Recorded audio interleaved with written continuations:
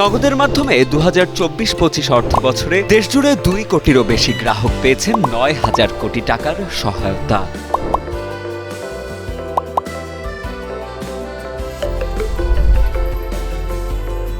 দু 2024-25 অর্থবছরে শিক্ষা উপবৃত্তি, সামাজিক নিরাপত্তা ভাতা ও অন্যান্য খাত মিলিয়ে প্রায় 2.25 কোটি সুবিধাভোগীর মাঝে 9,000 কোটি টাকার সরকারি সহায়তা বিতরণ সফলভাবে সম্পন্ন করেছে ডাক বিভাগের মোবাইল আর্থিক সেবা নগদ।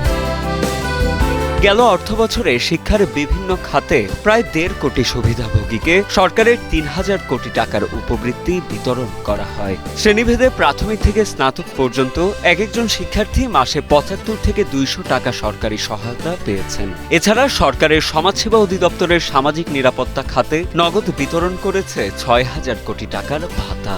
বছর জুড়ে 35 লাখেরও বেশি ভাতাভোগীর মাঝে মোট 4 কিস্তিতে এই ভাতা বিতরণ করা হয়েছে। বয়স্ক, বিধবা, পিছিয়ে পড়া জনগোষ্ঠী ও শারীরিক প্রতিবন্ধী ব্যক্তিসহ সামাজিক নিরাপত্তা খাত সংশ্লিষ্ট ব্যক্তিদের প্রতি মাসে জনপ্রতি 550 থেকে 850 টাকা পর্যন্ত সরকার নির্ধারিত ভাতা বিতরণ করেছে নগদ।